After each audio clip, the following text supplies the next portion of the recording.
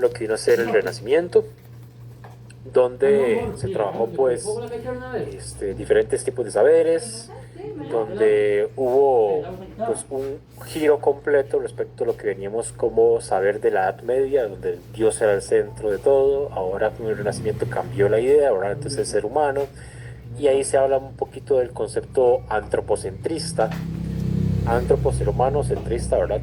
Dentro, o sea, básicamente el ser humano en el centro como el componente más importante para lo que vendría a ser todo, en general, el conocimiento, la creación. Ahí hablamos de la ciencia, del arte, de la política, la religión, todo tenía el ser humano en el centro. Es en esta época donde surgiría el famoso movimiento del humanismo. Aunque haya una distinción muy grande respecto a cómo se entiende el humanismo hoy en día, es en esta época renacentista donde se desarrollaría. ¿Ok? Yo les hablé también la semana pasada sobre ese señor que está aquí a la derecha, si por allá acá, él que es Guillermo de Ockham. Les hablé sobre esta idea que él hereda, ¿verdad? Y nos sería como el principio de parsimonia, básicamente, que sostenía que ante cualquier situación o evento, la explicación más simple suele ser la verdadera. Eso les atañe básicamente a la ciencia y le atañe también a la religión sobre cómo se explicaba para que la gente quisiera acercarse tanto a la religión como a la ciencia, ¿verdad? A través de sus explicaciones del mundo en general. Con esto les hablé de la parte científica, les hablé de Copérnico, les hablé de Galileo, de Kepler, de Newton, de Giordano Bruno, les hablé también de la parte de la artística, de Miguel Ángel, les hablé de Rafael Sanzio, Donatello, Da Vinci. Les hablé también en la parte política de Tomás Moro y Maquiavelo, y en la parte religiosa les hablé un poquito de Martín Lutero. Todos y cada uno con sus aportes aproximadamente de ciento y pico de años, más o menos, que es lo que dura el Renacimiento. Y también les mencioné que en la parte educativa, ¿verdad?, estaba ahí mediada por todo eso, porque al fin y al cabo, si hay conocimiento, también hay educación. Había un detallillo que les he explicado respecto de la creación de la imprenta, que eso había hecho la masificación, ¿verdad? Como la reproducción rápida de libros y de textos, y cómo la iglesia había querido que se utilizara para reproducir la Biblia. Y ahí hemos quedado con el cierre de la parte religiosa. Lo último que conversé fue qué pasó a nivel de pedagogía en sí, ¿verdad? Como porque hay áreas de la ciencia, de arte, política, religión, pero si había o hubo directamente, como por así decirlo, centrándonos en lo que vendría a ser la parte educativa. Me gustaría checar rápidamente al Guillo aquí en la parte del Moodle, a ver si con ustedes se lo dejé. No, con ustedes no se los dejé, hoy se los tengo que dejar de hecho. Hoy les asigno la tarea número 3, que no se las dejé las pasadas, si no se las dejé las pasar. Esa tarea número 3 tiene que ver con lo pedagógico que se habló en esta época. Entonces, ahorita, antes de la exposición de las compañeras, les explicaré esa tarea para la otra semana. No es tan complicada, pero tiene sus matices. ¿De acuerdo? Bien, a nivel pedagógico, en esta época renacentista, cambió una vez más el cómo entendemos al ser humano. Quiero que se graben en la cabeza, ¿verdad?, que el hecho de cómo entendamos al ser humano afecta directamente a la educación.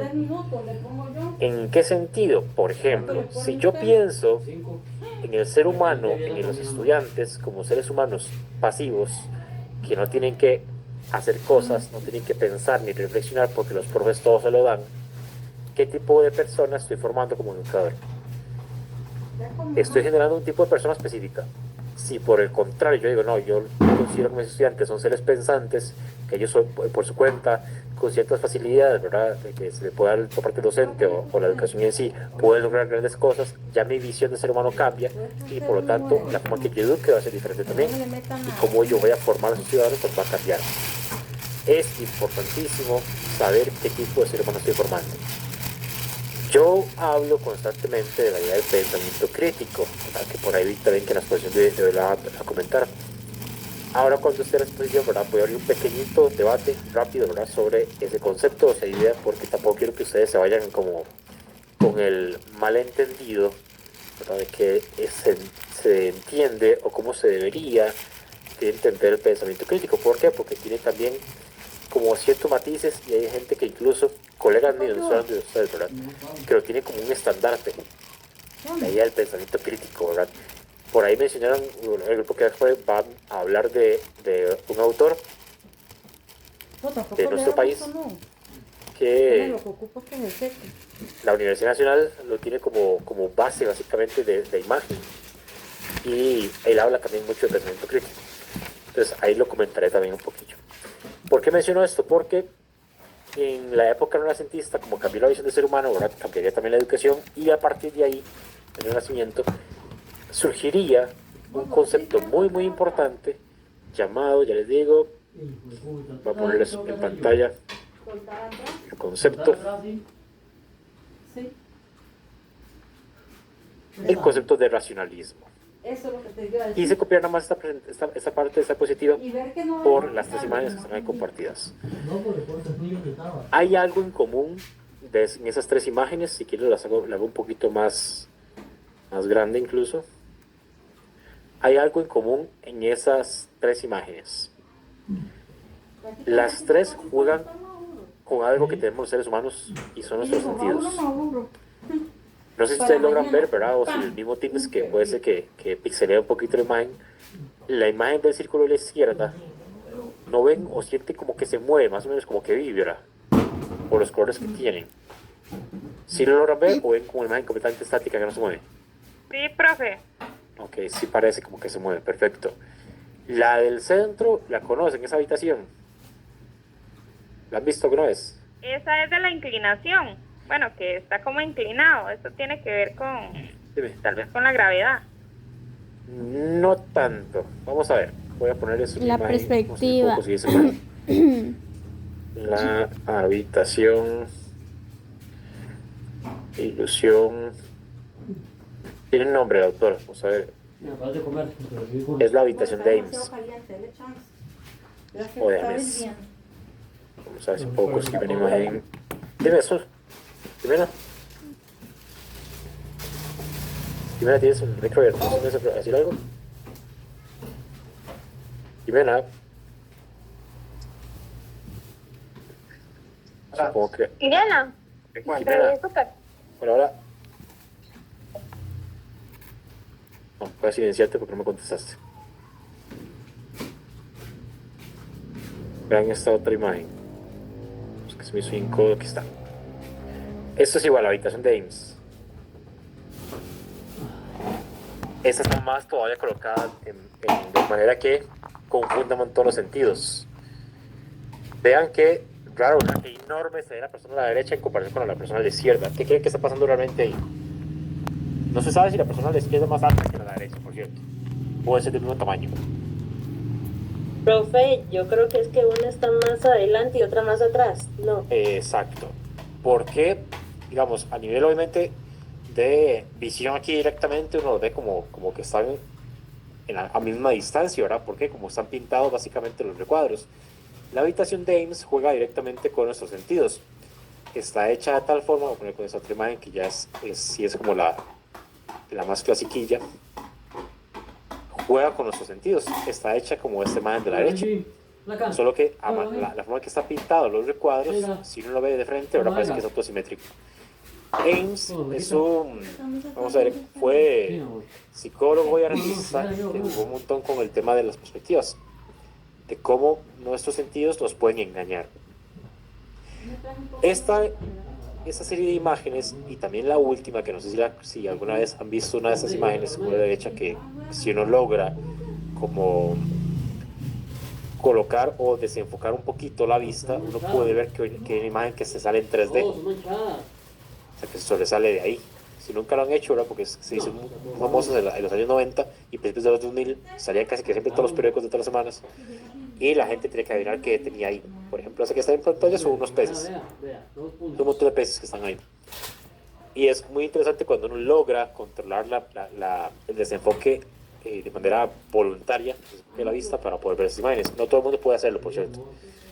Aunque ahí hay como unas ciertas instrucciones, pero no todo el mundo lo puede lograr. ¿Por qué rayos estoy hablando tanto de este tipo de cosas, de perspectivas, de sentidos y demás? Porque es la base de lo que criticaría el racionalismo. El racionalismo viene del concepto de razón. Por eso es que también en la exposición de hoy hablará del concepto de racionalidad o de sujeto moderno y la razón. Básicamente sabemos que el ser humano es racional, entre comillas muy grandes. Cuando yo digo que el ser humano es racional no estoy diciendo que lo es absolutamente con todo. Porque sabemos que tenemos también un componente también emocional, ¿verdad? Que sentimos, emocionamos. No somos solamente máquinas. Sin embargo, los racionalistas, como René Descartes, que es el que hablamos el día de hoy, sostienen que sí o sí el ser humano es esto, es pura razón. Y que los sentidos y las emociones, sentir cosas, no deberían de ser nuestro centro. Que realmente eso viene por un descuido, sino que nuestro centro es la razón. Somos seres irracionales. Los racionalistas van a defender la idea, por aquí, características,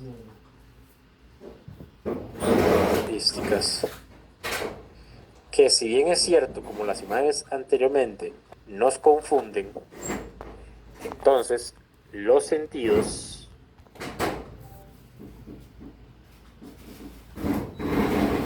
no son fuente de conocimiento.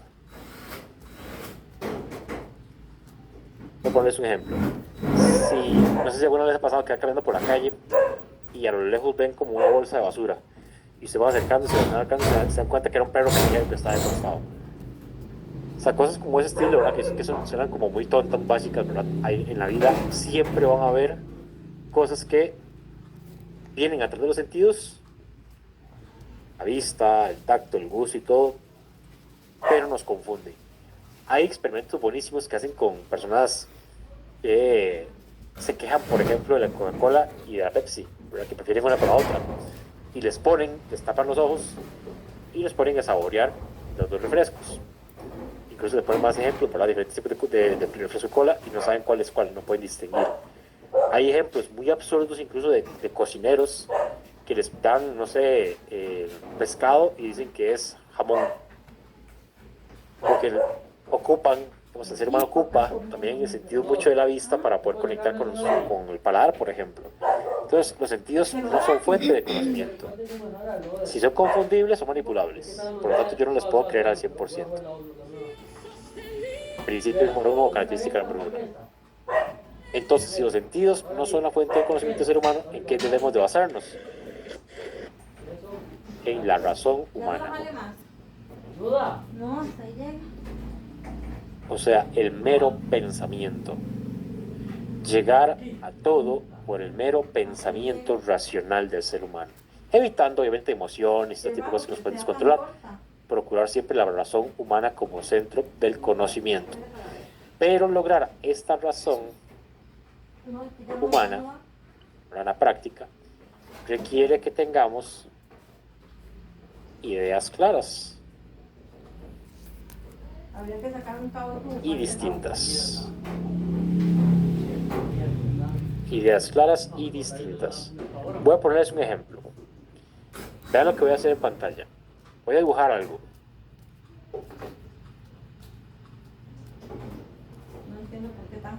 Me gustaría preguntarles a ustedes en este momento qué dibujé.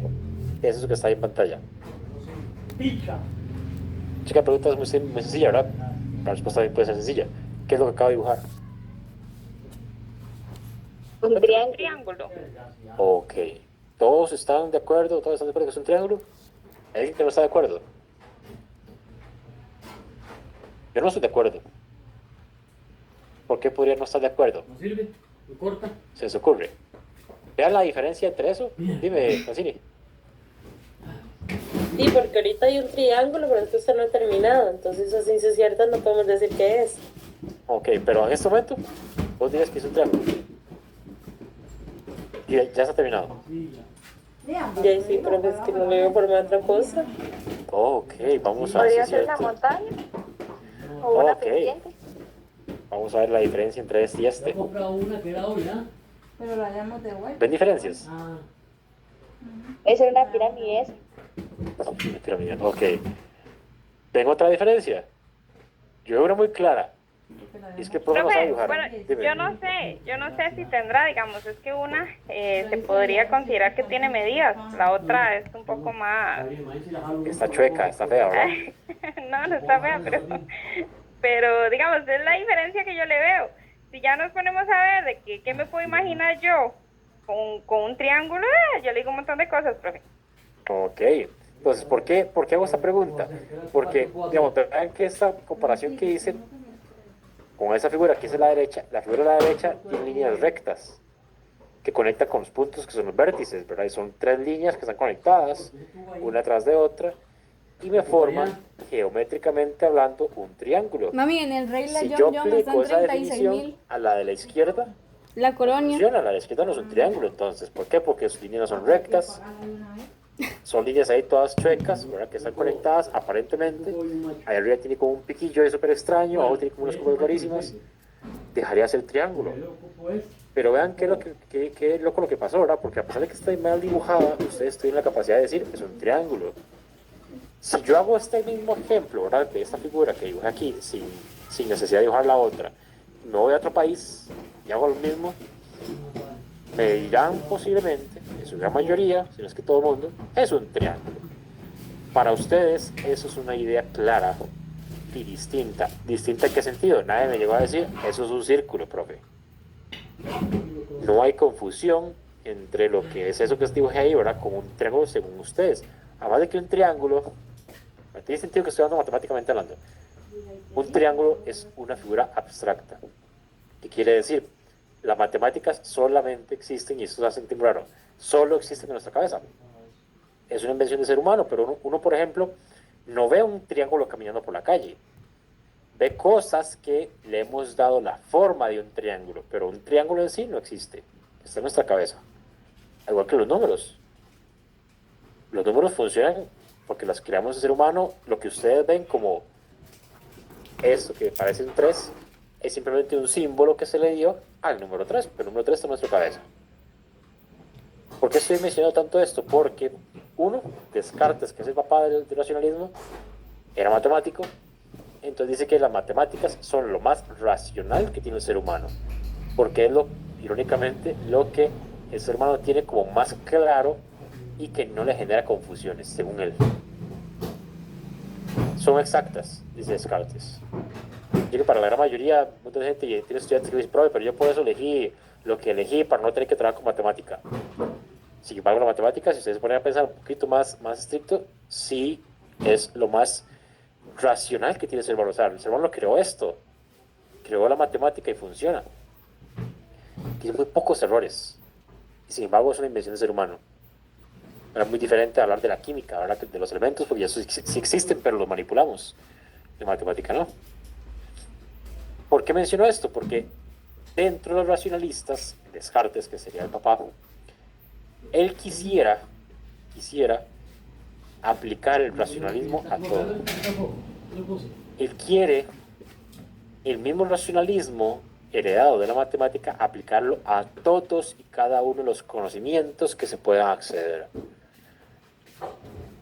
Esto que estoy mencionando es tan importante, no porque lo diga Dios, sino porque aparece en la ley fundamental de educación. Nuestra educación se basa en 3 principios filosóficos. La educación de Costa Rica: racionalismo, humanismo y constructivismo, que veremos más adelante. Pero la principal es racionalista. Y es más, les voy a poner un ejemplo de que ustedes dicen, mira, vamos a decir que mira, sí tiene sentido porque recibimos educación racionalista. ¿Quiénes de acá, de ustedes, recibieron química en el cole? Levánteme la mano. ¿Quiénes de ustedes recibieron química en el cole? Ok, 1, 2, 3, 4, 5, 6 con Jimena, 7 con Jazz. La Nicole, supongo que, bueno, que sí. Nicole, ¿vos no recibiste? Ahí está, todo el mundo recibió química. Pueden bajarla, voy a hacer otra pregunta. Bájenla un momentito nada más.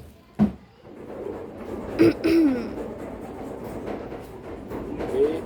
Stephanie, ¿no me bajan un segundo? Ahí está, perfecto. Ahora sí, levánteme la mano ¿Quién llevó química en laboratorio? E hizo cosas en laboratorios. Yo no. ¿Qué pasó, mi amor? Laila, perfecto. ¿Vos sí, Laila, tenés laboratorio en el cole? No, profe, fue en la universidad que Ok. estuve llevando. Ok, ya ahí me cambiaste, ¿verdad? En el cole no. No, en el colegio no. Ahí ya va a cambiar, ¿verdad? Porque lo que el racionalismo está como base fundamental de la educación en lo que viene a ser la ley fundamental aplicada al Ministerio de Educación. Ahí tuve que haber aclarado eso, error mío. Jimena, dime. No, profe, tengo como en la mano mal, no sé. Te pasa esto. Vale, que no pasa nada. Entonces, en el cole, casi que el 98%, Jimena, se te activó la cámara porque yo, de los colegios en Costa Rica no tienen laboratorio de química. ¿Cómo se da química si la química es una ciencia experimental? ¿Cómo logramos pasar el cole, pasar la materia de química, si se supone que la química es experimental? ¿Cómo se nos enseñó? ¿Qué se nos enseñó en química? Que transformaciones químicas, que ecuaciones químicas, que la tabla periódica, que los pesos atómicos, un montón de carajadas, distinguir entre metales, no metales, metaloides, gases nobles, un montón de carajadas, ¿verdad? Que se ven siempre en la estereometría, se llamaba esto, que se ven en secundaria. Pero todo se ve a través de una pizarra, libro, notas. No se experimenta. Entonces, ¿qué pasa? En Costa Rica eso es una oportunidad, la oportunidad de se tiene que utilizar el racionalismo. Solamente la abstracción en sus cabezas y cosas ahí en el cuaderno y en el libro, así aprenden en teoría química. Pero química no se aprende así, formalmente no se aprende así. Es un saber que tiene que ejecutarse, tiene que practicarse. Por eso esta mañana, ahora sí con Laila, en la universidad, la gran mayoría de universidades donde tienen los filtros de las ciencias químicas y físicas, por ejemplo, de biólogos, la gran mayoría de esas ciencias tienen su teoría y laboratorio a la par. O sea, son dos materias, es una, pero está dividida en dos siempre. Porque tiene que trabajar esa parte. No es 100% racionalista ahí en la U. En el coles y de primaria sí. Entonces nuestra educación es mayoritariamente racionalista. Mayoritariamente. Excluyendo ya ahora sí colegios laboratorio, ¿verdad? Que los colegios laboratorios y los científicos sí tienen que tener esa parte experimental. Entonces, nuestra educación funciona por eso. Por pura conveniencia. Se enseña racionalmente, se enseña que las personas tienen que imaginarse todo. Hay muy poca práctica en la escuela y el colegio, práctica real, no prácticas de ejercicios, práctica real. Incluso me atrevería a decir que la parte de literatura, digamos en español, hay muy poca producción también. Se espera que produzcan ahí para los exámenes de los estandarizados con el examen de redacción y ya, paró de contar. Hay muy poca creación. Y en las áreas donde sí se puede, sí tiene que crear, se llaman áreas complementarias, como artes plásticas o música. Esas que sí son más de ejecución de práctica son áreas complementarias, no son tan importantes. Porque se apela a la educación racionalista. ¿De acuerdo? Por eso es que explico también esto. Muy bien. Descartes, que este señor que voy a poner en pantalla.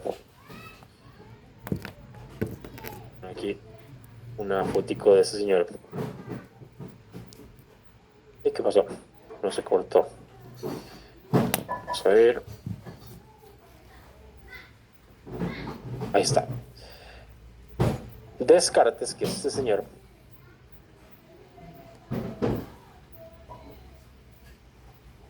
Este señor es francés o fue francés.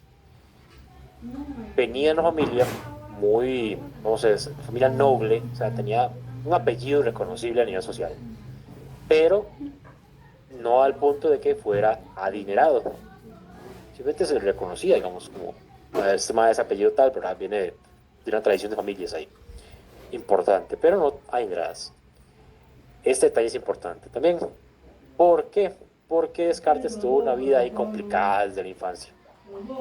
Su padre le abandonó, su madre tuvo que dedicarse a trabajar para poder mantenerle y se quedó a cuidado de su abuela. Sí que parece como comentando un chisme familiar, ¿verdad? Pero es relevante, repito. La abuela de Descartes era jesuita. ¿Ustedes saben quiénes son los jesuitas?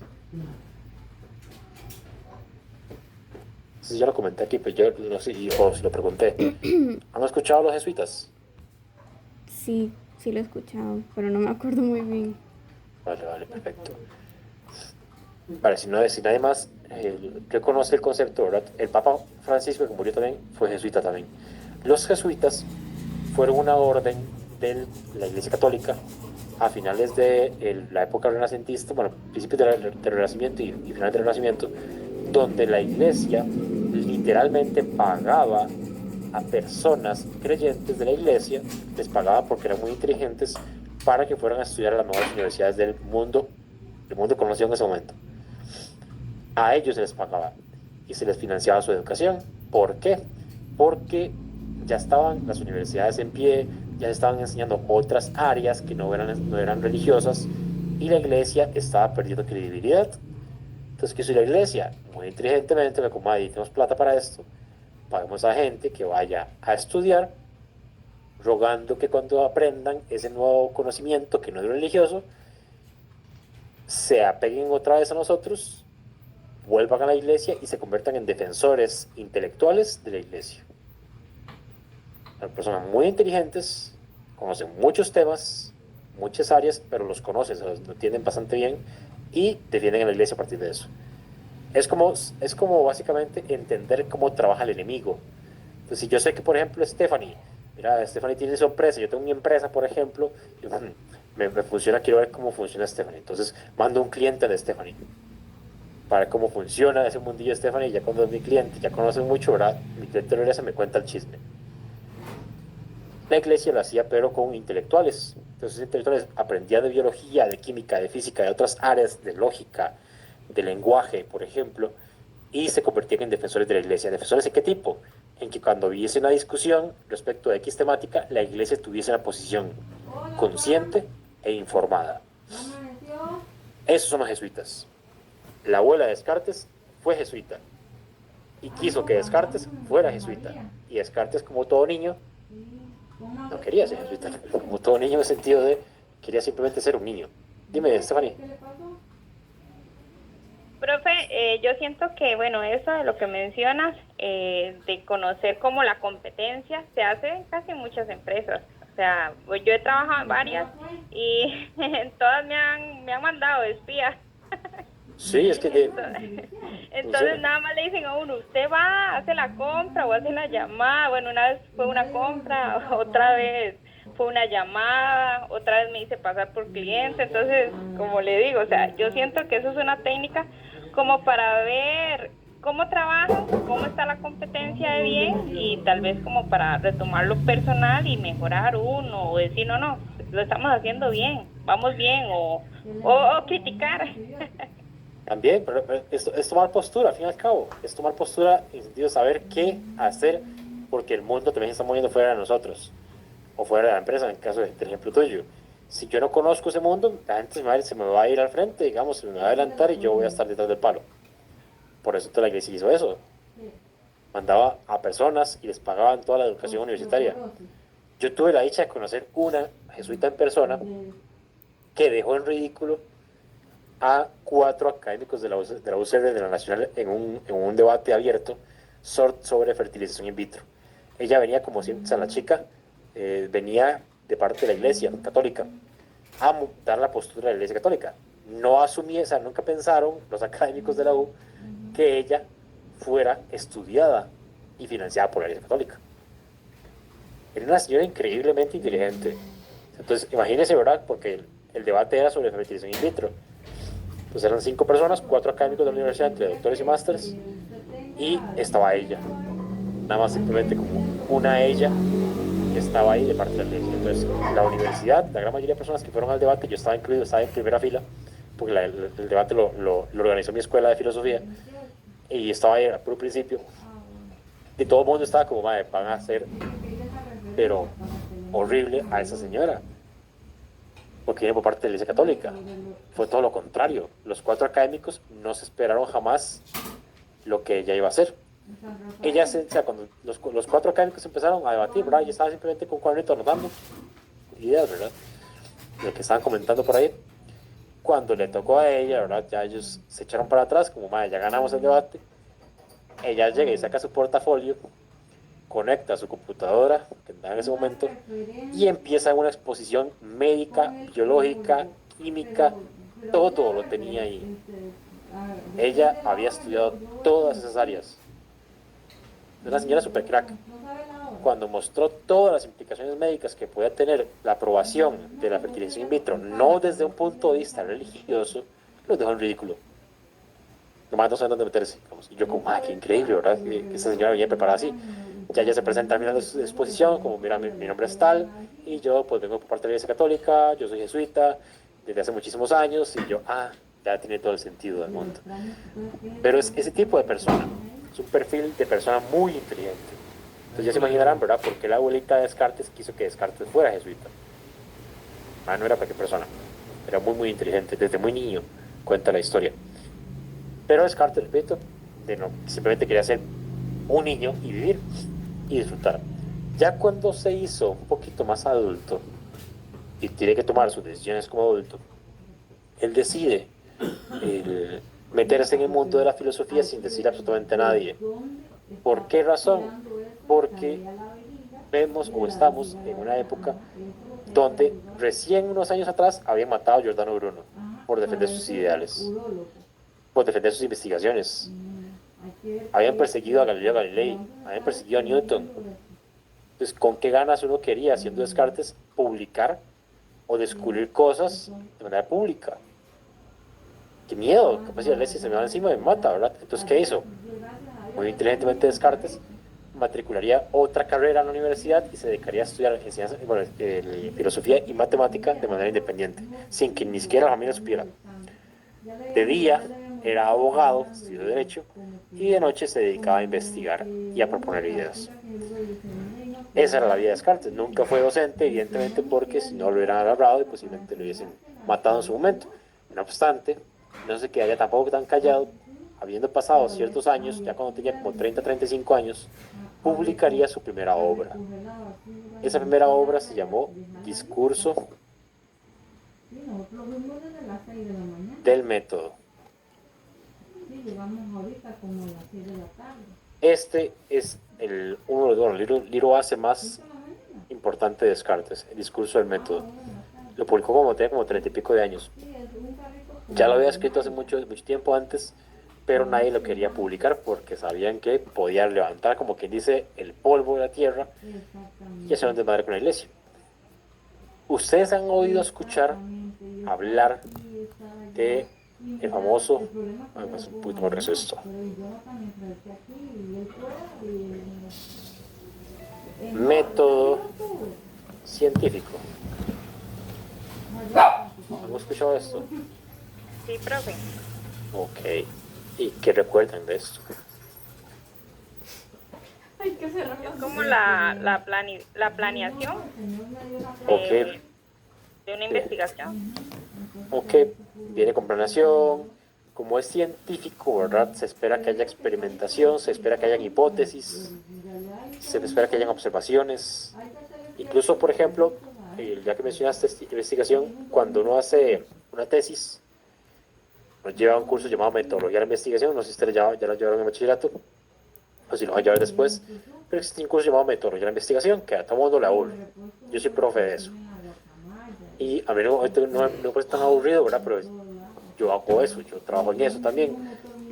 Pero yo soy muy crítico al respecto de cuando la gente se ciñe mucho con esta idea del método científico, como que lo vanaglorian.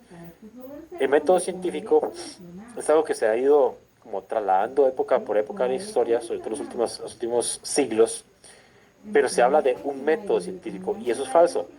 Existen métodos científicos, en plural, porque la misma ciencia se ha equivocado cuando hace sus investigaciones y publica. A los años alguien se da cuenta que tenía errores, entonces toca reformular. No puede haber solamente un método, tiene que haber métodos científicos.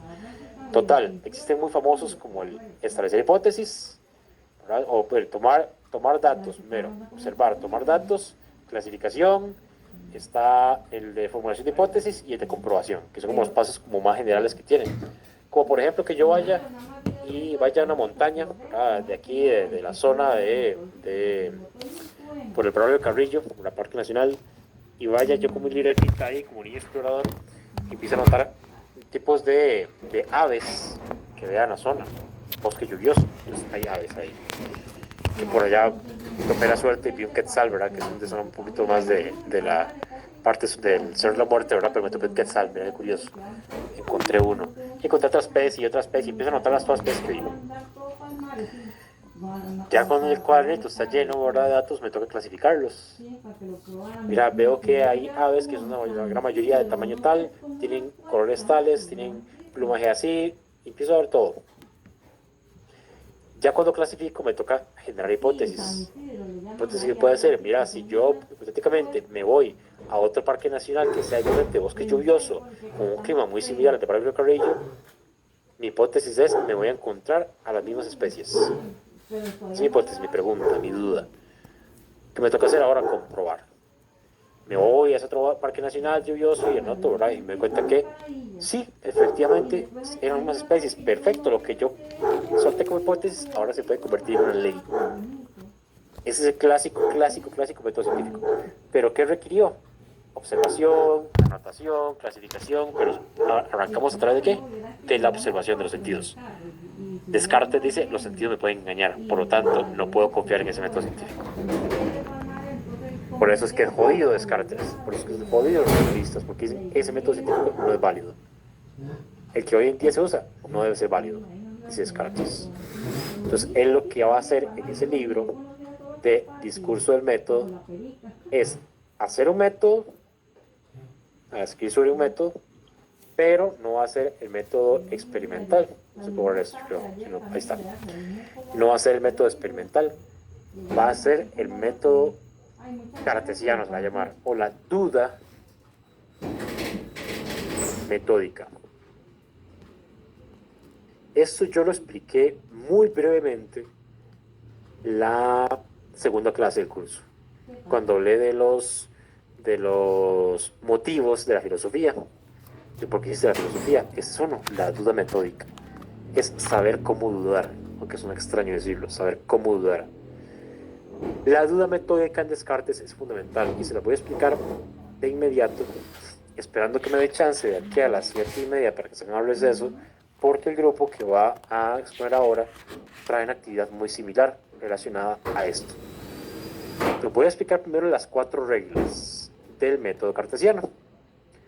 Primera regla. Regla de la evidencia. ¿Recuerdan el ejemplito que hice antes? Esto. Para ustedes, que yo les puse eso en pantalla, y mira qué es eso, ustedes vieron un triángulo. Para ustedes eso era evidente. Por lo tanto, ya hubiese hecho check a esta regla. Esta primera regla es un filtro. Es un filtro para decir, ¿continúo o no continúo?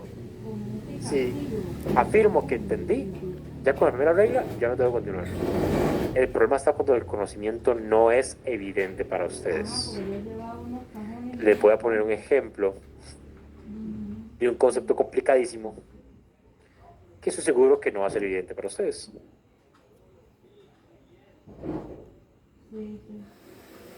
¿Hay alguien de ustedes que sepa qué significa esto? Exégesis. Por el silencio. No, profe. Por el Ni idea, silencio. profe. Exacto, por el silencio asumo que no, ¿verdad? Entonces, este concepto, que es un concepto existente, no lo estoy inventando, ¿verdad? Este concepto para ustedes no es evidente. Y como no es evidente, me tocaría entonces pasar a una segunda regla. Esta es la famosa regla de, por aquí, del análisis. La regla del análisis, implica que yo entonces, ante un conocimiento que no entiendo, o yo como docente, un conocimiento que ustedes no entiendan, no tengan tan evidente, me toca fragmentar. Analizar es fragmentar. Eso es importantísimo que lo sepan. ¿Por qué razón? Porque ahora que Stephanie menciona las investigaciones, cuando ustedes hagan investigaciones ya más formales de carácter de informe final de graduación, tesina o tesis, ustedes tienen que elegir bien sus objetivos del trabajo, ¿verdad? De la tesis y demás. Y con un objetivo, por ejemplo, objetivo general, o los específicos, da igual, tienen que utilizar verbos. Y la gente siempre se toma muy a la ligera a arrancar con el verbo analizar. Analizar tal cosa. Yo, si supieran lo difícil que es. ¿Por qué? Porque analizar formalmente significa fragmentar. Empiezo a fragmentar, a dividir cosas hasta buscar realmente lo que quede claro. Entonces, en el caso de exégesis, yo tendría que empezar a fragmentar en otros conceptos, ir como bajando de dificultad cognitiva, digamos de esta forma, este concepto, a un punto que ustedes digan, eso sí lo entiendo. Eso es analizar. Yo voy fragmentando y buscando partes hasta que ustedes me digan, eso sí, profe, eso sí lo entendí. Si ya yo logro llegar a ese punto donde ustedes sí entendieron, hago check a esto y digo, perfecto, ahora sí, ya puedo pasar a la tercera regla. Repito, la primera es la única que, si le dan check, ya no siguen. Si no le dan check, hay que pasar a las siguientes reglas. La segunda, la tercera y la cuarta van juntas. Entonces, si ya yo fragmenté en conceptos más sencillos, ustedes deben ser capaces de ahora pasar a la tercera regla, que es la regla de la síntesis. Ahora ya fragmenté, ya entendí esos pedacitos. ¿Qué me toca hacer ahora? Como si fuera un Lego, empezar a unirlos otra vez hasta llegar al conocimiento que antes de la segunda regla era un conocimiento complejísimo y no lo entendíamos. Pero habiendo analizado, fragmentado todos esos montón de ideas y conceptos y llegar al punto donde sí entendí esos, puedo volver a juntar y en teoría ya podría yo poder determinar que entendieron el conocimiento que estaba al principio. El conocimiento complejo dejó de ser complejo. Si lo logré, perfecto. Hago check. Pero, dice Descartes, hay una cuarta regla que es por si acaso, que se llama la regla de la enumeración. La regla de enumeración se le llama así básicamente por intentar revisar que todo lo que hice lo hice de manera correcta, que no me salté absolutamente nada, que no incurrí en errores. También funciona esa cuarta regla por si cuando yo llegué a la tercera regla y sinteticé todo, alguien llega y me dice, profe, realmente no entendí. Y digo, ay, pues pucha, habiendo analizado y sintetizado no entendiste, ok, me toca entonces volver a analizar más. Básicamente ir para atrás unos pasos hasta buscar el momento donde sigue habiendo confusión. Vamos a poner a prueba esto, en este momento. El grupo de ahora lo va a hacer con un ejemplo más complicado, que ahora lo dije. Chao, Puede buenas ser un ejemplo noches. que ellos que yo utilizar, que es un ejemplo muy básico. Buenas noches, Soco. Este ejemplo, quiero que se metan en la trama, ¿de Emilio, acuerdo? que buenas noches. Buenas noches. Ustedes son mis teachers en este momento y yo soy un niño de 4 o 5 años. Emilio. Estamos en el aulita. Tengo un montón de teachers, qué afortunado que soy. Me van a ayudar a entender el mundo. Y les digo a ustedes, o les doy el contexto mío. Yo nací en un lugar donde solamente hay edificios. No hay nada verde. O sea, en el sentido, no hay zacate ni siquiera. Ni una mísera planta. Ahora sí. No hay nada, es una selva de concreto. Ya, ahora sí. Piensen ahí como Chepe Centro, lo más céntrico posible, que no haya nada de verde. Dime las dos. Yo crecí ahí, tengo 4 o 5 años de vivir ahí. Nunca he salido de ahí. Ajá, le puse un codo que Entonces acá y ustedes me le tienen metí que primero la lograr chunga a la manguera, hacer que yo después no me entienda, puse el puse. con ese contexto que les digo, que entienda yo que es un bosque. Ese es el concepto que ustedes ocupan que yo logre adquirir y entender. Pero ojo, la regla es que hay que hacerlo racional. ¿El qué sentido? Como los racionalistas dicen, los sentidos no funcionan, no son fuente de conocimiento, ustedes no podrían utilizar conmigo ni imágenes, ni sonidos, ni ninguno de los 5 sentidos que yo tenga. No pueden. Lo único que podrían utilizar, obviamente, por un tema de necesidad es el auditivo, ¿verdad? Yo tengo que escuchar si o sí lo que me van a decir ustedes. Pero el resto de elementos que utilizamos pedagógicamente siempre, como el aula o, bueno, el aula sí, lo que debería ser la parte de visión, no se podría utilizar.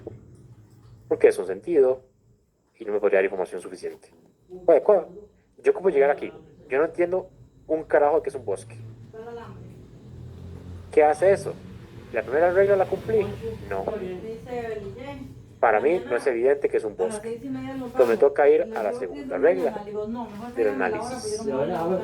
¿Cómo o en qué puedo fragmentar la palabra bosque al punto de que yo lo logre entender?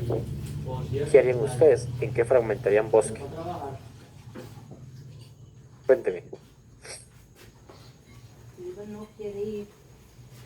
Yo le digo a ustedes, no sé qué es un bosque. Ayúdenme a entender qué es un bosque. ¿Qué harían? Es un ecosistema de la Tierra. Ok, No sé, pero vale. Ok, vamos a meternos en la vara, repito. Ecosistema No hay ni arroz. Como arroz pinto. de la Tierra. A ver.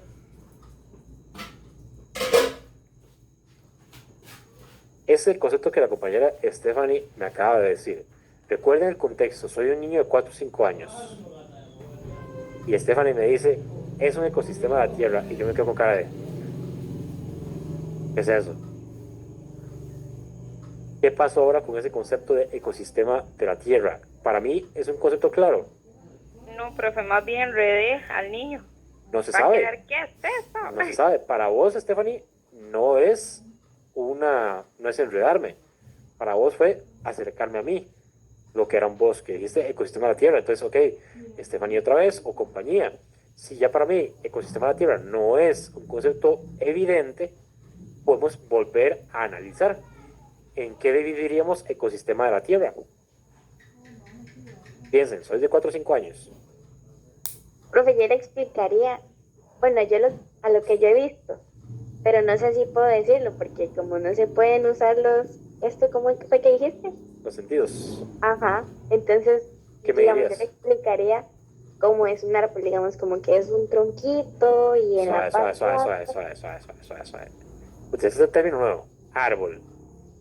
¿Qué es un árbol, teacher? Porque recuerda que yo no he visto nada verde, ¿verdad? Entonces ya vos dijiste, tronco, un tronquito café y en la punta, Alto. lo más alto del tronquito, tronco.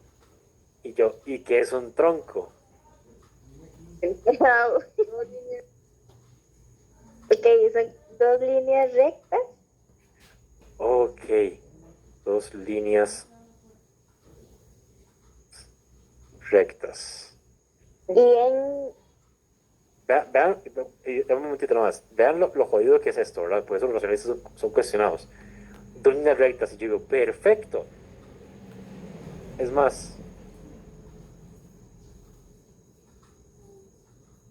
ya dibujé un tronco, teacher. Y vos dices, no, así no es. Dices, ok, entonces no son 2 líneas rectas.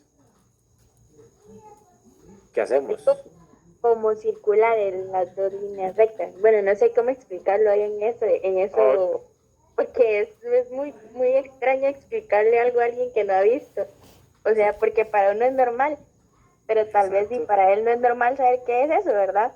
Exacto. Pero, digamos, yo diría eso, ¿verdad? Y en la cima de las 2 líneas, pues tiene como una forma como de nube, básicamente, no sé.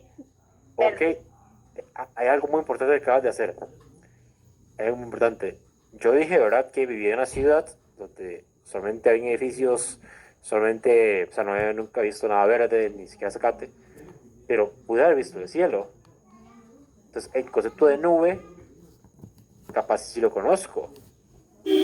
Pues ahí vos pudiste utilizar, ¿verdad?, como dijiste, nube, ¿verdad?, como referente. Pero vean esto, que repito, es un ejemplo que desde un principio parecía sumamente sencillo. ¿Por qué? Porque a nivel educativo uno perfectamente puede utilizar un pictograma. Y ya, un pictograma de árboles y un montón de árboles y genera un bosque. Pero capaz el niño, ¿verdad?, bien necio, que es el niño profe Juan, ¿verdad?, del filo. El niño bien necio le dice como, son todos chiquititos. porque el dibujo que me mostraste es súper pequeñito. Y ustedes, no, realmente el árbol es enorme. Yo, pero ahí es esto chiquitico. Entonces vean cómo conflictúa, ¿verdad? El solo utilizar el recurso racional. Este ejemplo, ¿verdad? Que se puede seguir, porque aquí mencionando líneas rectas y la compañera ya, Nico, ¿verdad? Supo que no entendí porque yo hice esto y dijo que no era un tronco. Entonces esto se tiene que eliminar y volver hacia otro lado. Pero hay algo que ustedes no hicieron, o algo que la gran mayoría de docentes no hacemos. Yo lo hago, pero no sé si se nota tanto. No preguntaron en ningún momento nada. Les digo a ustedes, ok, acabamos que yo puedo saber que es un bosque. Como no sé qué es un bosque, ya Stephanie dijo, mira, ecosistema de la Tierra. Explicó otra vez otro concepto. Nico dijo, no, hay que explicar que es un árbol. Pero tampoco sabe que es un árbol. Entonces, hay que explicar que es un tronco. No han preguntado en ningún momento, entonces, ¿qué carajo sabe el profe Juan? De 4 o 5 años. Hay que explorar primero, ir haciendo preguntas constantes hasta el punto donde ustedes digan, o que yo diga, eso sí lo conozco. A través de las preguntas, no a través de afirmaciones y explicaciones, porque se va a generar confusiones constantemente. La compañera Nico no me preguntó si sabía que eran dos líneas rectas, por ejemplo, tampoco. Porque mencionaste incluso dos líneas rectas curvas. Por ahí saben, entonces son rectas o son curvas. Aunque en matemáticas sí existen las rectas curvas. Suena muy raro, pero sí existen. Entonces, hay conceptos, ¿verdad?, que racionalmente es muy difícil de lograr alcanzar. Un ejemplo, bosque es muy difícil si solo tenemos el recurso racional. Solamente una vez, una estudiante me dejó con la hoja abierta, por así decirlo, porque sí empezó a hacerme preguntas y llegó a un punto, ¿verdad?, donde me encerró.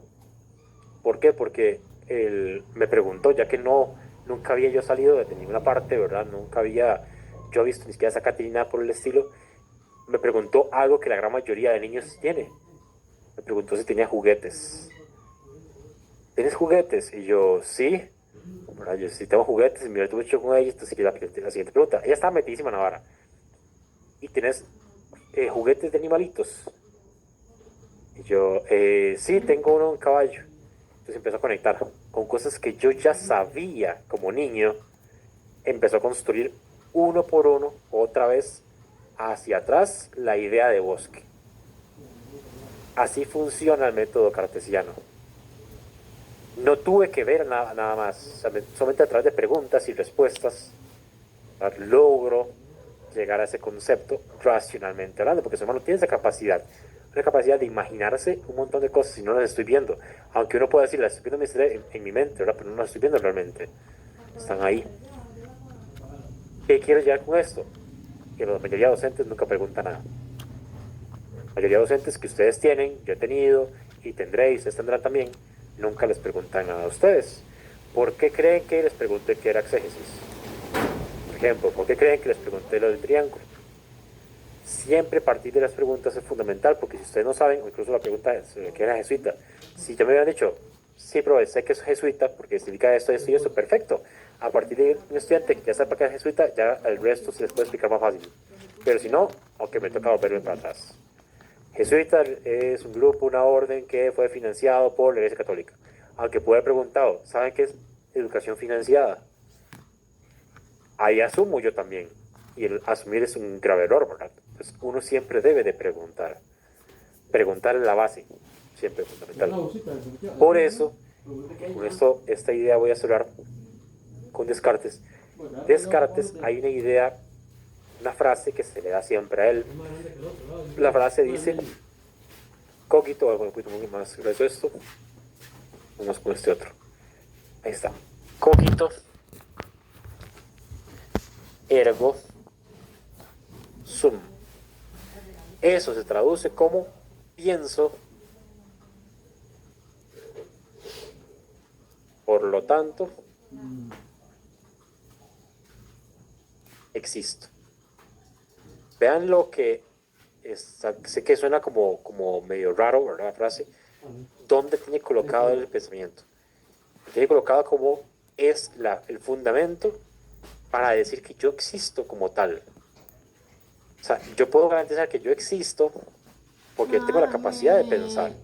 Y suena muy raro, pero si se pone a pensar un poquito extra, recuerden que los sentidos no son base fundamental de conocimiento. Si los sentidos pueden engañar, ustedes podrían decir que su casa existe, su familia existe, y si me dicen, sí, pero porque los veo. No, pero recuerden que los sentidos pueden engañar. Perfectamente puede ser, es una simulación completamente, ¿verdad? Y todo es falso, según Descartes. Y lo único que tienen para agarrarse el pensamiento, pero está ojo, haciendo viento, no lo pongas. aquí en el plot twist de la historia, la frase no empezaba así. Se hizo famosa esa frase y la frase no empezaba así. Le faltaba algo, o le falta algo, pero a nivel como común de historia solo agarran esta parte. Hay un concepto antes que es dubito, ergo, poquito, ergo sum. Dubito es dudo, por tanto, pienso, por lo tanto, existo. Lo primero en Descartes es la duda, la pregunta, el cuestionamiento. Por eso es que yo les hago tantas distancias con esto, ¿verdad? Pregunten para ver qué tanto es evidente para sus estudiantes. Por más niños que sean, pregunten. Los cabrones también saben cosas. No son los siguientes vacíos. Traen información de casa también. Y cosas que ellos han descubierto por sí mismos. Y cosas que ellos pueden descubrir por sí mismos. Como la historia que yo les había comentado a ustedes de mi sobrino, que espero que les haya comentado esa historia. De mi sobrino preguntándome en su momento, cuando tenía como 5 o 6 años, ya está más grandecito, ya estaba para quinto de la escuela ya, cuando tenía como 4 o 5 años, tío, ¿por qué esa carta es verde? En esa etapa donde los niños preguntan por todo, ¿verdad? Viene la duda surgió de él, no se la puse yo.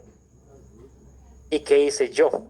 Yo no le dije, porque existe un componente llamado clorofila que se encuentra en todas las plantas que le hace ese color verde y también le ayuda a hacer fotosíntesis para poder alimentarse. Mi chiquito, mi sobrino, ¿verdad? Me haría una cara ahí como súper perdido. ¿Cuál fue mi reacción? ¿Y vos qué piensas? Devolverle la pregunta le explotó la cabeza. Porque la gran mayoría siempre le dice qué es lo que sucede, cómo funciona el mundo. Entonces ahí ya me lo llevé a hacer experimentación un poco más de ciencia empírica, pero la pregunta que le devolví fue la base para que él pudiera descubrir por sí mismo. Por eso la duda es tan necesaria. Pregunten y permitan que la gente pregunte también. Yo le decía a mis estudiantes del martes, si la gente no duda, si la gente no pregunta, la educación no tiene ningún sentido. Debe de funcionar, digamos, la educación a través de preguntas de los estudiantes y de curiosidad y necesidad que tengan ellos por descubrir. Por eso el racionalismo es tan interesante en esa parte. Obviamente tiene sus matices, obviamente tiene sus cosas que no se van a lograr al 100%, pero hay áreas del ser humano que solamente se puede acceder a través del racionalismo. Por ejemplo, la matemática. Por ejemplo, la justicia. ¿Cómo ustedes pueden explicar la justicia de manera práctica si no ocupan la parte racional? Ocupan la parte racional sí o sí, porque es un concepto abstracto. Está aquí en la cabeza de nosotros. Ya ustedes pueden decir, pero sí, hay justicia para una persona, hay justicia para otra persona. Eso sigue siendo racional. Y es necesario, ¿verdad? Poder trabajarla desde esa parte meramente racional. Uno no se mete en el laboratorio para hacer justicia. Entonces, hay muchos componentes del ser humano que son estrictamente racionales. Habrán otros, ¿verdad?, que ya el racionalismo no puede llegarle, aunque ellos quisieran que llegara a todo, y es el conocimiento meramente empírico. Herencia del empirismo, que veremos más adelante. ¿De acuerdo? ¿Preguntas, dudas con eso que expliqué hasta el momento? ¿Ninguna? No, profe. Bastante claro. Perfecto. No, Excelente. Súper bien. Funcionó entonces a explicar fragmentadamente lo que es racionalismo para juntar todo otra vez y ahora sí entender qué es racionalismo. Excelente, funcionó. Al fin y al cabo, el método cartesiano con el concepto de racionalismo también. Vamos a salir al receso de una vez. Regresamos a las 7:55. Paso lista y arrancamos con la expo del día de hoy. Dime, Norma. Profesor, ahorita me puede hablar un minuto, por favor. Sí, aquí mismo o hago una sala por aparte. No sé si las compañeras quieren quedarse o si no, por una sala por aparte, no hay problema. Ok, voy a hacer una sala por aparte más fácil para que no quede aquí. Vamos a ver manualmente. Vamos a ver.